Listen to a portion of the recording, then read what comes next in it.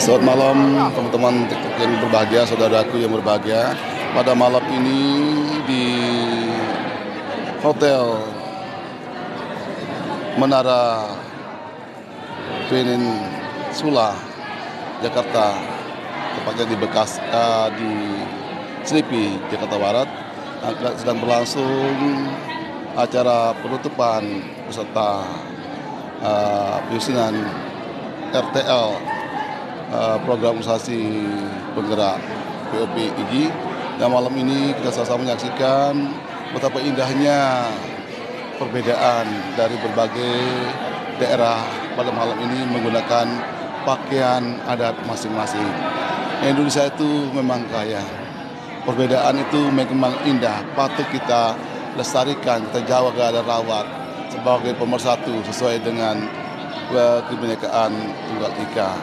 Bineka Tunggal Ika berbeda-beda, tapi tetap satu tujuan, untuk membangun bangsa kita lebih bermartabat, berbudaya untuk masa depan anak kita. Kita saksikan bersama teman-teman seluruh Indonesia sedang berhiporia dengan pakaian adatnya masing-masing. Bila kita saksikan bersama berada di Hotel Menara Peninsula Selipi, Jakarta Barat. Ini mereka bertemu satu sama lain dengan profesi mereka adalah guru. Termasuk dalamnya ada Kepala Dinas Pendidikan di masing-masing daerah untuk memberikan suatu pemahaman tentang apa indahnya konsep pendidikan, yaitu pendidikan yang pihak kepada peserta didik. Oke, ini kita berikan ya, peserta didik ya. Ini kita langsung, mari kita sama-sama menyaksikan betapa indahnya kebersamaan itu. Indonesia itu kaya dengan alamnya, juga kaya dengan budaya, bahasa, dan adat istiadat berbeda. Inilah kita saksikan bersama. Inilah betapa indahnya seluruhnya dengan ragam corak adat, pakaian adat masing-masing dibawa ke Jakarta untuk menyatukan satu sikap bahwa kita adalah satu, yaitu Indonesia. Indonesia jaya. Kejayaan Indonesia itu harus dibarengi dengan bagaimana pemberdayaan usaha didik itu jadi anak didik yang cerdas dan berakhlak mulia. Inilah harapan kita bersama. Kita bersama cukup indah perbedaan yang ada. Dan pada saat ini kita akan menunjukkan program yang ada. Luar biasa, bersama bersama. Luar biasa. Persatuan adat. Kita ibu-ibu kita bersama berbagai suku bahasa dari Sabang sampai Merauke terbukti dihadiri tengah kita. Inilah bangsa Indonesia, bangsa yang bermartabat. Nah, kira-kira ya, apa harapan ke depan dengan adanya corak ragam budaya dengan adat istiadat dengan kostum yang digunakan untuk Indonesia? Pesan untuk Indonesia dengan perbedaan yang ada. Indonesia tetap maju, jaya. Dalam perbedaan ya. Dalam perbedaan ya. Ya, dalam perbedaan ya. Ya, konsep apa ya? Jadi lebih mengenal. Beragam suku bangsa dan lebih mengenal. Berarti ini agak mirip dengan konsep P5 ya. Kebinekaan ini sangat bagus untuk lebih mengenal ya. Lihat lewat internet. Iya, sebelumnya ini kalau saya ini pakaian adat Lombok Sasak ini. Inilah pakaian Lombok Sasak, tapi belum pas masangnya. Karena yang ahlinya kita coba pasang-pasang ikat-ikat. Iya. Ini ya. Ya, memang soket katanya ya. Inilah Indonesia, berarti Indonesia itu adanya perbedaan itu benar dan indah, adanya perbedaan. Betul indah ya. Karena perbedaan itu membuat Indonesia lebih kaya, tapi tetap kita bersatu padu membangun bangsa Indonesia cerdas. Kecerdasan itu ada di tangan guru hebat Ya, guru hebat. Guru biasa itu menjelaskan. Guru baik itu mendemonstrasikan. Tapi guru yang hebat, benar-benar hebat adalah guru yang mampu memberikan inspirasi untuk anak didik kita. Nah, ya. Berarti katanya ada konsep juga. Ya, seorang petani pantang pergi sawah kalau tidak bisa. Bagaimana cara bertani yang baik?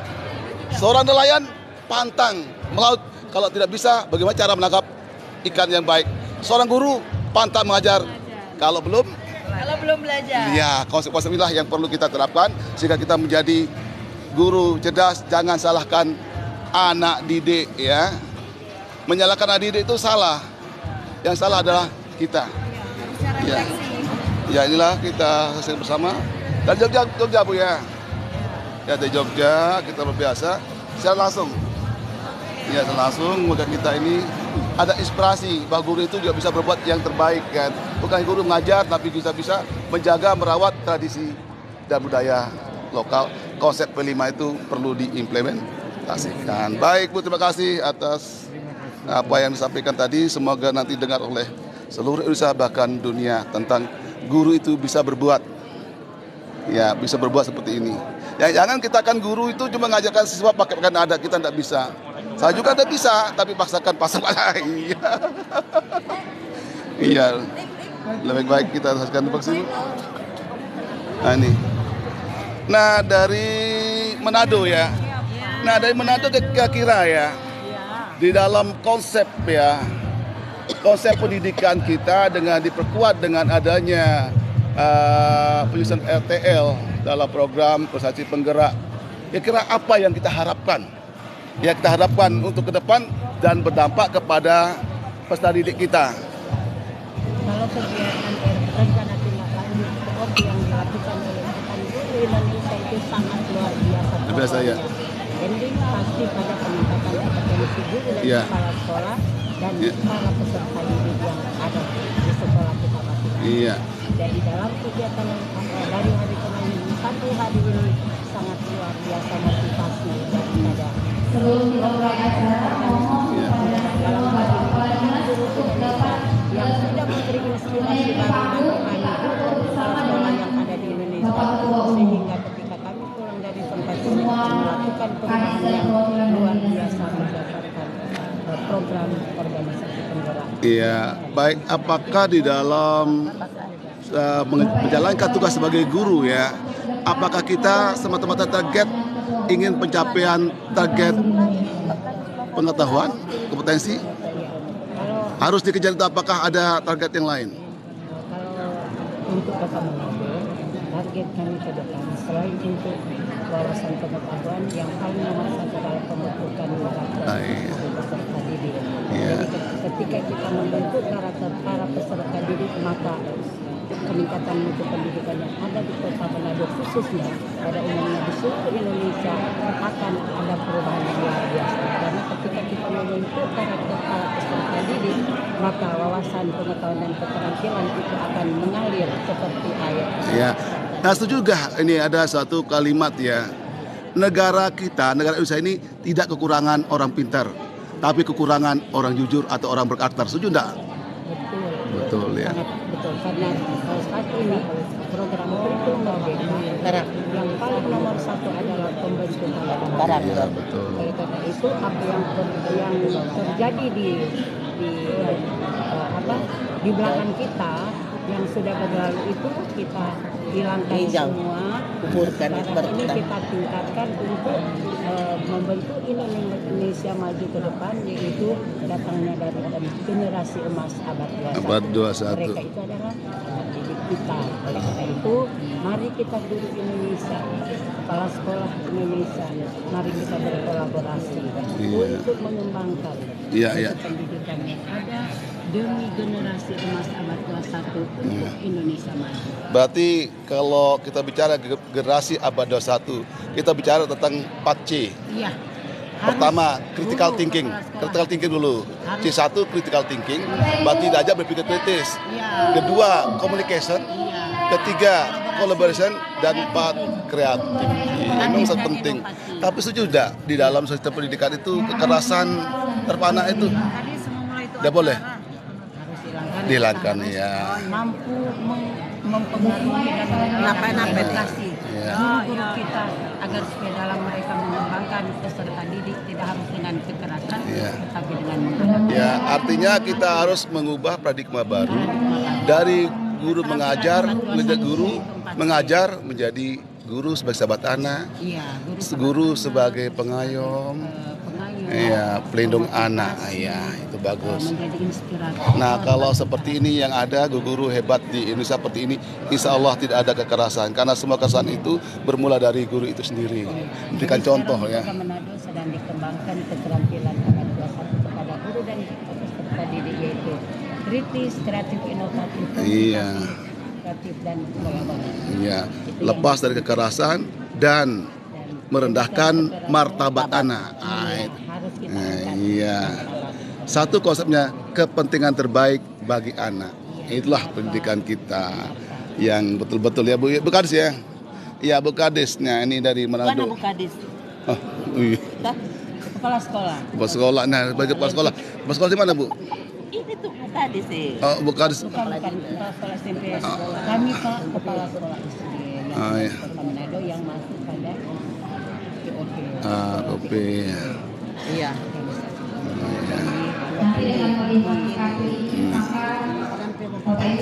Tanah Pak Kadis. Oh iya, baik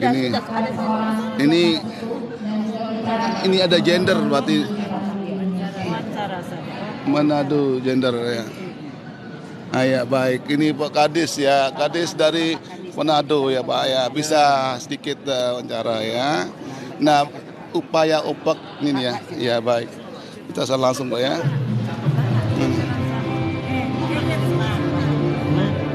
Ya, ini saya bersama Pak Kadis ya, Manado ya. Ya, ini langkah luar biasa. Pak Kadis ikut turun mengambil bagian di tengah-tengah guru ya. Guru ini kan banyak keresahan yang dihadapi. Utama yang paling urgen adalah banyak guru masih menghidupkan praktik kekerasan terhadap anak. Mestinya kita harus merendahkan martabat anak karena guru itu adalah contoh terbaik. Nah, kira-kira apa yang akan dihajatkan ke depan dengan selesainya POP ini sehingga ada perubahan. Tak terlalu banyak perubahan, yang penting ada perubahan upaya untuk meningkatkan mutu pendidikan. Mutu itu tidak hanya mencapai kualitas atau kompetensi, tapi yang paling urgen adalah bagaimana membangun karakter anak bangsa ke depan. Terima kasih ya. Iya, makasih. Kalau menurut saya ya kita memaksimalkan kepemimpinan pembelajaran. Oh iya. Sehingga kita terhindar dari hal-hal seperti itu. Dan di sini teman-teman guru kita dilatih bukan sekedar punya kemampuan secara intelijensi, Iya, iya. tapi juga mampu mengelola pembelajaran sehingga meminimalisir terjadinya kekerasan atau tindakan-tindakan yang di luar frame edukasi. Edukasi ya, iya. Tadi setuju sekali. Kadang-kadang seorang kepala itu lupa akan tugasnya. Kepala sekolah sebagai pemimpin pelajaran itu harus garis bawahi. Memang itu fungsi kepala sekolah adalah kepala sekolah sebagai pemimpin pelajaran. Berarti pemimpin pelajaran itu bisa bergerak oleh guru-guru itu yang harus dimulai dari kepala sekolah sebagai penyelamat adalah bangsa di dalam sekolah itu. Nah, apa yang disampaikan tadi memang sangat setuju sekali. Memang kadang-kadang kepala sekolah itu rata-rata tidak mau tahu.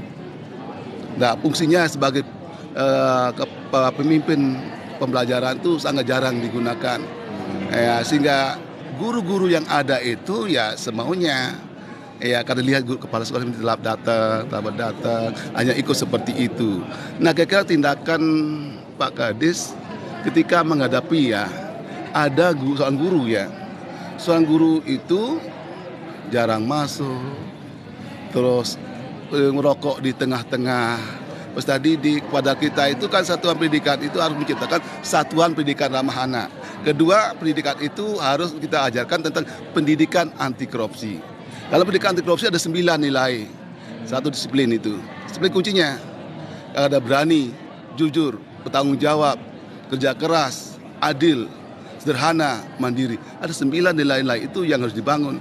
Ya paling kunci utama yang harus kita terapkan dari kepala adalah bagaimana kita membangun komitmen untuk disiplin sebagai ASN. Ya kira kalau ada kepala misalnya ya, kepala sendiri yang jarang masuk jam 7 tapi masuk jam 9, 8.